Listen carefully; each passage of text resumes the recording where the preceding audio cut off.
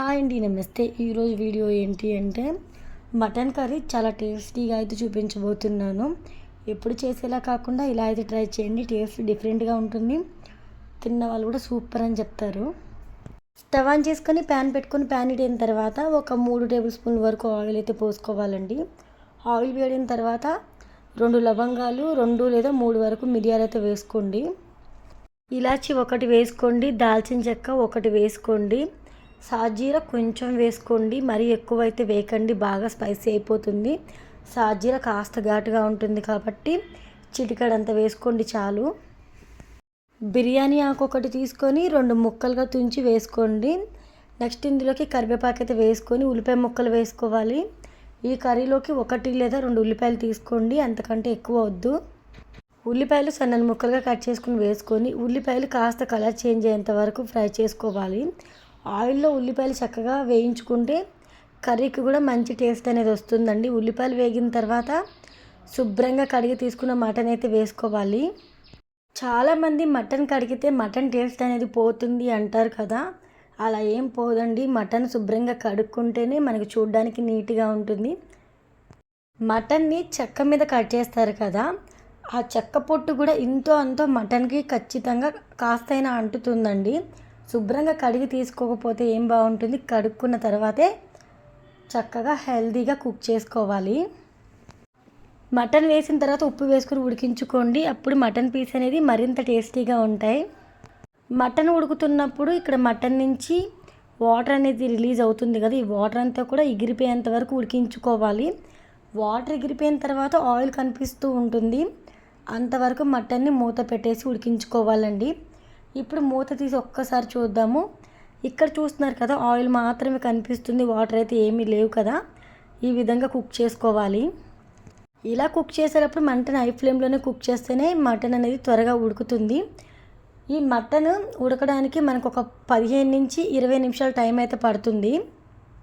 ఒక 15 నిమిషాల పాటు చక్కగా మటన్ కుక్ చేసుకున్న తర్వాత 1/2 టేబుల్ స్పూన్ పసుపు అయితే వేసుకోవాలండి. పసుపు వేసిన తర్వాత 3 టేబుల్ స్పూన్ల కారం అయితే యాడ్ చేసుకోవాలి. కారం కూడా వేసుకున్నాం కదా, 1/2 టేబుల్ స్పూన్ వరకు గరం మసాలా వేసుకోవాలి. అలానే ఫ్రెష్గా రోట్లో అప్పటికప్పుడు రుబ్బిన అల్లం వెల్లుల్లి పేస్ట్ అయితే ఒక 1 టేబుల్ స్పూన్ వేసుకోండి.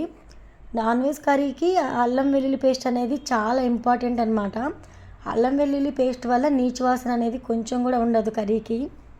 ఇక్కడ మనం యాడ్ చేసిన ఇంగ్రీడియంట్స్ అన్నీ కూడా మటన్ ముక్కలకి చక్కగా పట్టేలాగా మటన్ ఇక్కడ ఫ్రై చేసుకుంటూ ఉండాలండి. ఈ విధంగా కలుపుకుంటూ ఫ్రై అవనివ్వాలి. మటన్ కాస్త ఫ్రై చేసుకున్న తర్వాత ఇందులోకి 1 టమాటో తీసుకొని సన్నని ముక్కలుగా టమాటోలు కట్ చేసుకొని వేసుకోవాలి. 1 కంటే ఎక్కువ టమాటోలు అవసరం లేదండి. టమాటోలు వేసుకున్న తర్వాత కూడా ఒకసారి ఈ విధంగా కలుపుకొని టమాటోలు మగ్గేంత వరకు కుక్ చేసుకోవాలి. టమాటోలు వేసిన తర్వాత టమాటోలు కాస్త మగ్గిన తర్వాత ఆయిల్ అనేది పైకి లైట్గా కనిపిస్తూ ఉంటుంది కదా, ఇలాంటి టైంలో స్మెల్ వస్తుందండి, అద్రిపోయే సువాసన వస్తుంది. ఆ వాసనకి నోట్లోంచి నీళ్ళు వచ్చేస్తేనే అంత బాగా అనిపిస్తుంది. చేస్తున్న నాకే నోరు ఊరిపోతుంది. మరి చూస్తున్న మీకు నోరు ఊరట్లేదా? డెఫినెట్గా ఇలా ట్రై చేయండి, చాలా బాగుంటుంది రెసిపీ. వీడియో ఎక్కడ స్కిప్ చేయకుండా చూడండి. వీడియో మొత్తం మీకు చూస్తేనే వంట ఎలా చేయాలి అనేది క్లియర్గా అర్థమవుతుంది. మటన్ కర్రీ ప్రిపరేషన్ క్లియర్గా తెలుసుకోగలరు. ఇప్పుడు శుభ్రంగా కడిగి తీసుకున్న పుదీనా వేసుకోవాలి. పుదీనా వేసుకున్న తర్వాత గ్రేవీకి సరిపడ వాటర్ యాడ్ చేసుకోవాలి. అలా అని చెప్పి ఎక్కువ వాటర్ యాడ్ చేయకూడదండి, చిన్న గ్లాసులు వాటర్ అయితే యాడ్ చేయండి. ఇక్కడ మనకి కర్రీ అనేది ఉడుకుతూ ఉంటుంది. కర్రీ ఉడుకుతున్న టైంలో ఆల్రెడీ ముందుగా మీరు చింతపండు నానబెట్టిన క్లిప్పింగ్ చూసే ఉంటారు. ఆ చింతపండు రసాన్ని ఇక్కడ ఈ విధంగా సపరేట్ చేసుకొని కర్రీలోకి చింతరసం యాడ్ చేసుకోవాలి. చింతరసం యాడ్ చేసుకున్న తర్వాత టేస్ట్కి సరిపడా ఉప్పు అయితే వేసుకోవాలండి.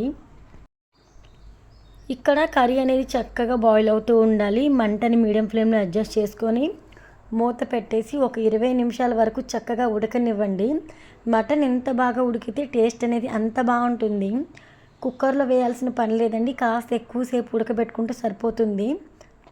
ఇక్కడ నేను తీసుకున్న మటన్ వచ్చేసి మరీ లేతగా లేదు, అలా అని మరీ ముదురుగా లేదండి, మీడియంగా ఉంది. మనం తీసుకునే మటన్ బట్టే కర్రీ ఎంతసేపు ఉడుకుతుంది అనేది డిపెండ్ అయి ఉంటుంది. మళ్ళీ కామెంట్లో మీరు ఎంతసేపు ఉడికిద్దని చెప్పారు, మాకు అంత టైంలో ఉడకలేదు, మళ్ళీ కుక్కర్లో ఉడికించాం, ఇలాంటి కామెంట్స్ కొన్ని వస్తున్నాయి. సో అందుకనే చెప్తున్నాను నేను. ఇప్పుడు మూత తీసి ఒక్కసారి చెక్ చేద్దాం. గ్రేవీ లాగా చిక్కగా ప్రిపేర్ అయింది కదా. మరీ బాగా పులుసుగా లేదు, మరీ బాగా డ్రైగా లేదు. ఇలా చేసుకోండి, మటన్ పులుసు సూపర్గా ఉంటుంది.